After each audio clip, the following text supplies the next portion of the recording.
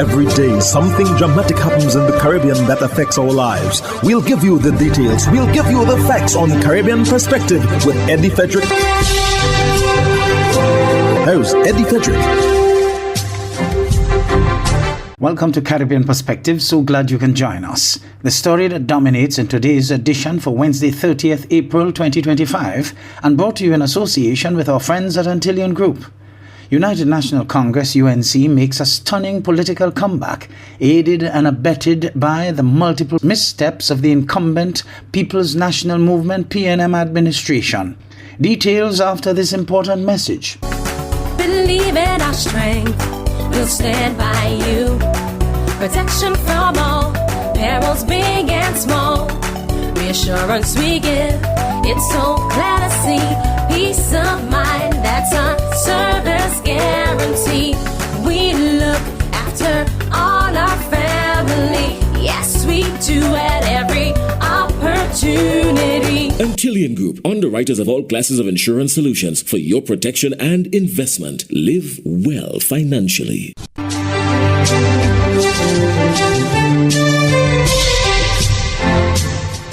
Welcome back. Kamla Persad-Bissessar has made a stunning political comeback in Trinidad and Tobago, leading her United National Congress U.N.C to victory in the April 28th general elections. After years as opposition leader, Kamla returns to power with a promise to reopen Petrotrin, restore Children's Hospital, create 50,000 jobs, and revive the laptop program for students. Former Prime Minister Keith Rowley's unexpected resignation earlier this year and the short-lived leadership of Stuart Young set the stage for a major political shift. The People's National Movement PNM has conceded defeat, while U.N.C supporters celebrated in a sea of yellow across the Republic. Details in this Trailblazer News item with Tamara McHale. When God says yes, nobody can say no. It was a sea of yellow across Trinidad and Tobago last night, Monday, April 28, as the Kamla Persad-Bissessar-led United National Congress U.N.C reclaimed power in a stunning comeback in the nation's general election. The 73-year-old Kamla, who is the only woman to have led the country and served as Prime Minister from 2010 to 2015, was quite the picture of resilience after having spent years in the political wilderness as opposition leader. But last night, she returned triumphant. I thank all of you, rank and file members of the U.N.C who have stood with me through thick and thin, through light and through darkness. You have carried me on a journey that was filled with love, with determination and resilience. I started off this campaign by saying, you will be the real heroes in this story. And I end this campaign saying the same, you are the real heroes in this story of Trinidad and Tobago. In her impassioned victory speech, Kamla lauded supporters and said she would deliver on her party's promises. This victory is for the senior citizens to keep their pensions.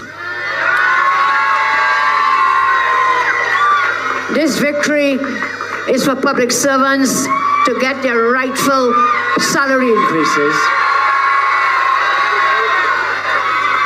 This victory is to reopen the Children's Hospital. This victory is to reopen Petrotrin. This victory is to once again give laptops to our children. This victory is to create over 50,000 jobs. But this political shift in Trinidad and Tobago didn't come from out of nowhere. Now, do remember, former Prime Minister Keith Rowley resigned in a shocking resignation, which then led to Stuart Young taking over as Prime Minister. However, many saw Rowley's move as a little too late. And the Stuart Young-led People's National Movement, PNM, alongside Rowley, did concede defeat last night. however promising to regroup and to become stronger. We build and we come back stronger, right? Congratulations for Kamala have been coming from around the world, including from Jamaica's own Prime Minister Dr. Andrew Holness, who has reaffirmed Jamaica's commitment to working with her. And speaking of Jamaica, with recent elections showing a clear shift away from the incumbent, meaning the current leader in charge, one has to wonder, is this a sign of things to come for the rest of the region? Over now to St. Kitts and Nevis, where Minister Samuel Duggins opened the office of the St. Kitts and Nevis Cannabis Authority during a 25th April ceremony held on Princess Street, downtown Bastia. Glenn Bart of SK Newsline has more. Minister Duggins commended the work of past and present cannabis boards that resulted in the official launch of the Medicinal Cannabis Authority. He considered the development as the springboard for the economic development of the citizens of St. Kitts and Nevis, the potential growth of an export commodity and an industry that fits into the sustainable island state agenda. Today, we step forward with confidence, building a foundation for a vibrant, well-regulated industry that will serve our people, strengthen our national economy, and position St. Kitts and Nevis as a model of innovation and a model of integrity. Our approach is measured, it is strategic, and it is informed by our own unique reality. It is aligned with the Sustainable Development Goals, from health and decent work to responsible production and life on land. It also supports our very own Sustainable Island State agenda, an agenda that calls for resilience, innovation, and an agenda that calls for prosperity for all of our people. A regulated medicinal cannabis industry offers us more than revenue. It offers research, and it also empowers those among us that are most vulnerable, especially our local farmers and persons in the farming community. It invites investment. It expands our export capacity. And most importantly, a medicinal cannabis industry offers healing. Not just healing as far as illness, but healing as far as reparatory justice, as mentioned by our friend Ras Irai. There is much anticipation for a cannabis industry to be one of the new pillars of a diversified St. Kitts and Nevis economy. Glenn Bart reporting for SK Newsline. You're listening to Caribbean Perspective with Eddie Frederick, in association with our friends at Antillian Group, underwriters of all classes of insurance solutions for your protection and investment. Live well financially. A respected legal luminary of the sub-region was recently celebrated at a special event marking his retirement from the prominent sub-regional position, recognizing his years of service and impact on the legal landscape. Miriam Montoute of the DBS News World reports. During a special sitting to mark his retirement from the post of Acting Chief Justice to the Eastern Caribbean Supreme Court, Mario Michel pledged his assistance and years of knowledge free of charge to whomever his successor will be. I was appointed by the Judicial and Legal Services Commission as Acting Chief Justice of the Eastern Caribbean Supreme Court on 5th May 2024.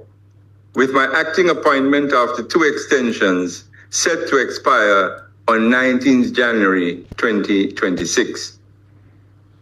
However, I decided to retire from my substantive office as a Justice of Appeal and consequently as Acting Chief Justice as of May 5th, 2025, which is the anniversary of my appointment as Acting Chief Justice. I am hoping that my retirement will help to clear the path to a unanimous decision of the OECS heads of government on a permanent appointment to the office of Chief Justice. Several tributes were made by the bench and bar of the Eastern Caribbean Supreme Court. Members present and joining from around the region shared the impact that Michel has had during his years of service, as well as their own personal encounters with him. Additionally, they applauded him for the work he has done educating the public on how the court operates. At the end of the day, the respect which the public has for the impartial adjudication and dispensation of justice will be measured not just by the integrity of our judges with whom I share this table, but by the contributions made by the chief administrator, such as Honorable Justice Mitchell, as Chief Justice, to go out there and to help to launch a public awareness program among the young people and the citizenry of the Eastern Caribbean. The OECS Bar is an institution which itself is dedicated to continuing legal education. The OECS Bar, therefore, commends to this court that the steps already commenced by this Chief Justice be adopted by initiating, together with the Ministries of Education, the development within school curricula of courses dedicated to teaching the youth about our judicial system. For me, your initiative as Chief Justice in launching the public education campaign, your clear embrace of the youth, and your efforts to demystify the justice system is a sterling contribution to the development of our region and to ensuring access to justice. Michel was called to the bar in 1984. He subsequently entered politics in 1997, serving as St. Lucia's Education Minister and Deputy Prime Minister. After leaving politics in 2006, he became a High Court judge and later a Court of Appeal judge in the Eastern Caribbean. He acted as the Chief Justice of the ECSC in May of 2024. For the DBS News World, Miriam Montoot reporting. In Monday's edition of HGP's Regional Roundup, a gangster killed in Trinidad and Jamaica courts to live stream cases.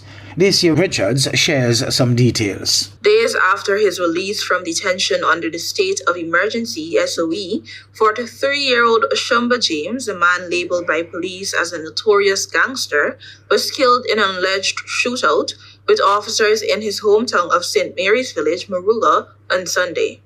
His friend, 34-year-old Visham Ryan Lochan, was also killed in the incident. According to police reports, James was seated in the front passenger seat of Lochan's Nissan Tida, traveling along Moruga Road when the incident happened. South Central ACP Wayne Maistar said sometime after 10 a.m. there was a shootout with the police, which resulted in both men being fatally wounded. The police transported the men to the Princess Town District Health Facility, where they were pronounced dead. Maistar offered no further details, only confirming officers recovered 2 pistols. However, relatives of both men are claiming the duo was executed. James, a former state witness in the high-profile case in which his ex-girlfriend was killed by police in 2011, was the first person arrested via a detention order dated January 12 under the recently concluded SOE. James was also the first person detained under the recent SOE. His arrest was ordered by then Minister of National Security Fitzgerald Hines on January 12.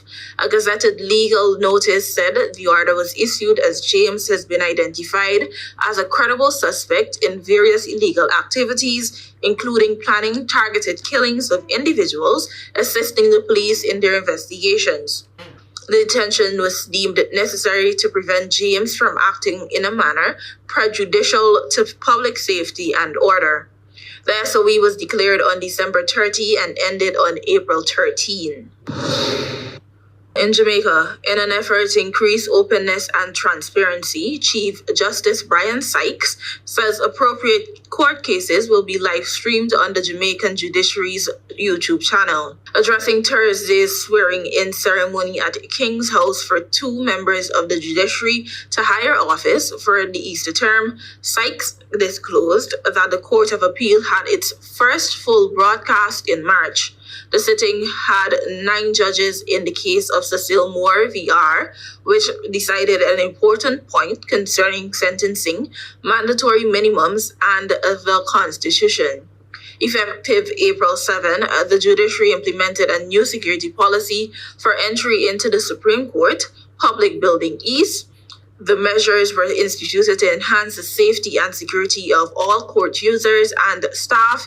Among them are security screening, which will commence at 9 a.m. daily, and the issuance of color-coded passes corresponding with specific floors, restricting movement within the building. If a visitor needs access to multiple floors, they must obtain a new pass from the designated issue point. But one way of managing it is to have a greater access via the YouTube facility in appropriate cases, Justice Sykes stated.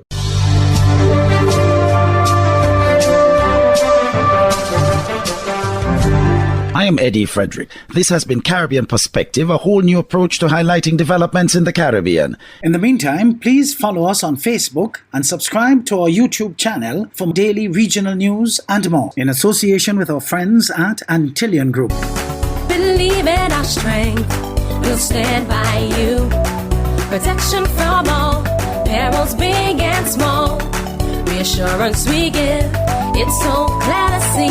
Peace of mind, that's our service guarantee. We look after all our family. Yes, we do at every opportunity. Antillian Group, underwriters of all classes of insurance solutions for your protection and investment. Live well financially.